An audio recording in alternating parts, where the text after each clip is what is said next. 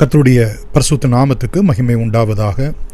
இந்த நாளிலும் உங்களுக்கான வேத வார்த்தைக்கு நேராய் உங்களை அன்போடு கூட அழைக்கிறோம். இந்த நாளின் தியானத்துக்கென்று யோபுவின் புத்தகம் 22ஆம் அதிகாரம் 28வது வசனத்தை வாசிக்க கேட்போம். நீர் ஒரு காரியத்தை நிர்ணயம் பண்ணினால் அது உமக்கு நிலைவரப்படும், உம்முடைய பாதைகளில் வெளிச்சம் பிரகாசிக்கும்.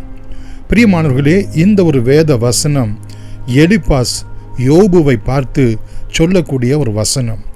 யோபுவுக்கு எப்படிப்பட்ட ஒரு சூழ்நிலை இருந்தது என்றால், எல்லாவற்றையும் இழந்து, தன் சரீரத்தில் உள்ளதான பலனையும் இழந்து, பலவீனப்பட்டு, பிரியமானவர்களே, ஒரு துயரம் நிறைந்த ஒரு நிலையிலே அவன் காணப்படும்போது அவனுடைய நண்பன் அவனை பார்த்து சொல்லுகிற வார்த்தை தான் இது.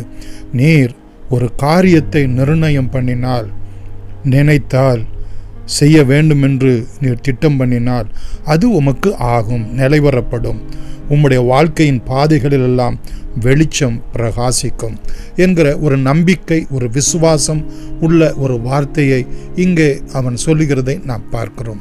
பிரியமானவர்களே, ஒரு காரியத்தை நீர் நிர்ணயம் பண்ணினால் என்று யாருக்கு சொல்லப்படுகிறது என்றால், யோபு மாத்திரமல்ல, இந்த யோபு ஒரு நீதிமான், ஒரு கர்த்தருடைய பிள்ளை, ஒரு தேவனுடைய மனுஷன், தேவனுடைய தாசன் என்று ஆண்டவரே சொல்லியிருக்கிறதை நாம் பார்க்கிறோம். அப்படிப்பட்டவர்களுக்கு பிரியமானவர்களே, வேதத்திலே பார்க்கிறோம், அவர்களுடைய பாதைகளிலெல்லாம் வெளிச்சம் பிரகாசிக்கும் என்று நீதிமொழிகள் 4ஆம் அதிகாரம் 18வது வசனத்திலே பார்க்கிறோம். நீதிமான்களுடைய பாதை நடுப்பகல் வரைக்கும் அதிகமாய் பிரகாசிக்கிற சூரிய பிரகாசம் போல் இருக்கும் என்று சொல்லி அவர்களுடைய பாதை வாய்க்கும், அவர்களுடைய பாதை ஆசீர்வாதமாய் இருக்கும் என்று நம்பிக்கை கொடுக்கக்கூடிய ஒரு வார்த்தையை இங்கே நாம் பார்க்கிறோம். பிரியமானவர்களே, இப்படிப்பட்ட ஒரு நீதிமான் கர்த்தருடைய சமூகத்திலே போய் ஒரு காரியத்தை குறித்து அவன் நிர்ணயம் பண்ணினால் என்று சொன்ன என்ன அர்த்தம்? பிரியமானவர்களே, ஒரு காரியத்தை அவன் தெரிந்தெடுத்தால் கர்த்தர் அதை வாய்க்க பண்ணுகிறார். ஒரு காரியத்தை அவன் முன்னேறி சென்றால் அதிலே அவனுக்கு ஆசீர்வாதத்தை, வெற்றியை அருளுகிறார். ஒரு காரியத்தை பிரியமானவர்களே அவன் செய்ய வேண்டும் என்று அவன் நினைத்தால் அதனை ஆண்டவர் நிலைவரப்படுத்துகிறார், உறுதிப்படுத்துகிறார். மாத்திரமல்ல, ஒரு காரியத்துக்காக அவன் தேவ சமூகத்திலே நிற்கும்போது, கேட்கும்போது கர்த்தர் அதனை வாய்க்க பண்ணுகிறார், அருளுகிறார். ஒரு காரியத்துக்காக அவன் பேசும்போது அதனை நடக்கச் செய்கிறார். ஒரு காரியத்திற்காக அவன் வாக்கு பண்ணினால் அது அப்படியே நடைபெறுகிறது என்று பிரியமானவர்களே, நீதிமானுடைய காரியத்தை குறித்து இங்கே நாம் பார்க்கிறோம். அது மாத்திரமல்ல பிரியமானவர்களே, அவனுடைய காரியம் சமாதானமாய் நிறைவேற வேண்டும் என்றால் நீதிமொழிகள் 16:3 பார்க்கிறோம், கர்த்தரிடத்தில் உன் காரியத்தை ஒப்புவி என்று சொல்லப்பட்டிருக்கிறது. சங்கீதம் 37:4-5 பார்க்கிறோம், நீர் ஒரு காரியத்துக்காக கர்த்தரிடத்திலே மன மகிழ்ச்சியாயிரும், உம்முடைய இருதயத்தின் வேண்டுதல்களை அருள் செய்வார். யோவான் 15ஆம் அதிகாரம் 7வது வசனத்திலே, நீர் கர்த்தருடைய வார்த்தையிலே நிலைத்திருந்தால் அவர் உன்னிலே நிலைத்திருப்பார், உன்னுடைய கூப்பிடுதலுக்கு, உன்னுடைய நீ கேட்பதற்கு பதில் கொடுப்பார். நீதிமொழிகள் 3ஆம் அதிகாரம் 5-6 பார்க்கிறோம், கர்த்தர் மேல் நம்பிக்கையாய் இருக்கிறவனுக்கு கர்த்தர் காரியங்களை வாய்க்க பண்ணுகிறார். பிலிப்பியர் 4ஆம் அதிகாரம் 6-7 வரைக்குள்ள வசனங்களிலே பிரியமானவர்களே, ஒன்றுக்கும் கவலைப்படாமல் அவன் விண்ணப்பம் செய்யும் போது கர்த்தர் காரியங்களை வாய்க்க பண்ணி சமாதானத்தை அருளுகிறார். ரோமர் 8:28 பார்க்கிறோம், அவரிடத்தில் அன்பு கூறுகிறவர்களுக்கு சகலமும் நன்மைக்கு ஏதுவாய் நடக்கிறது என்று. அது மாத்திரமல்ல பிரியமானவர்களே, யோபுவின் புத்தகம் இதே 22ஆம் அதிகாரத்திலே 21வது வசனத்திலே பார்க்கிறோம், நீ தேவனோடு கூட சமாதானமாய் இரும், அது உமக்கு நன்மையாய் இருக்கும். எப்படி?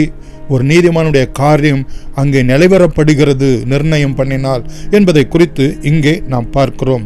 22வது வசனத்திலே அவருடைய வார்த்தைகளை, வேதத்தை உம்முடைய இருதயத்திலே வைத்துக் கொள்ளும், அப்பொழுது உம்முடைய காரியம் நிலைவரப்படும். 23வது வசனத்திலே நீர் கர்த்தரிடத்திலே மனம் திரும்பினால் நீர் கட்டப்படுவீர், உம்முடைய காரியங்கள் கட்டி எழுப்பப்படும் என்று சொல்லி அங்கே நாம் பார்க்கிறோம். அப்பொழுது பொன்னும் தங்கமும் பசும் பொன்னும் சொக்க வெள்ளியுமாக கர்த்தர் அவனுக்கு இருப்பார் என்று சொல்லி அங்கே அப்படிப்பட்ட ஒரு ஆசீர்வாதத்தை, ஒரு செழிப்பை கர்த்தர் கட்டளையிடுகிறார் என்று நாம் பார்க்கிறோம். 26வது வசனத்திலே பார்க்கிறோம், பிரியமானவர்களே, நீ சர்வ வல்லவரிடத்திலே மனமகிழ்ச்சியாயிருந்து உம்முடைய முகத்தை அவருக்கு நேராக ஏறெடுத்து விண்ணப்பம் பண்ணினால் கர்த்தர் செவி கொடுத்து காரியங்களை வாய்க்க பண்ணுகிறவராய் இருக்கிறார். மாத்திரமல்ல, 29வது வசனத்திலே ஒடுக்கப்பட்டவர்களுக்கு நீ திடப்பட கடுவாய் கர்த்தரால் என்று சொல்லி அவர்களுக்கு சொல்லும்போது அவர் ரட்சிக்கப்படுகிறார்கள். அது மாத்திரமல்ல, 30வது வசனத்திலே பார்க்கிறோம், குற்றம் இல்லாதவனை தப்புவிக்க பண்ணுகிறவனுடைய காரியங்களை கர்த்தர் நிலைவரப்படுத்துகிறார் என்று. ஆண்டவருடைய சமூகத்திலே நாம் ஜெபிப்போம்.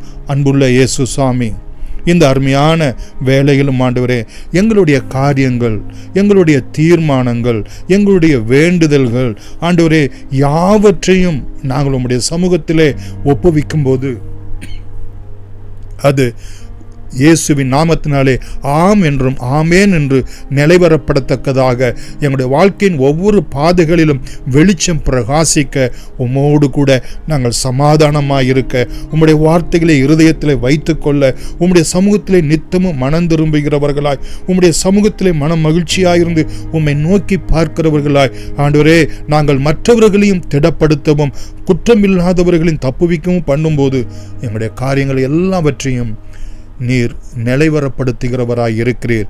எங்கள் பாதைகளிலே வெளிச்சத்தை உண்டாக்குகிறீர். எல்லா துதியும் கனமும் மகிமையும் உமக்கே செலுத்துகிறோம். இயேசுவின் நாமத்தில் நன்றியோடு வேண்டுகிறோம் எங்கள் ஜீவனுள்ள பிதாவே, ஆமேன். God bless you.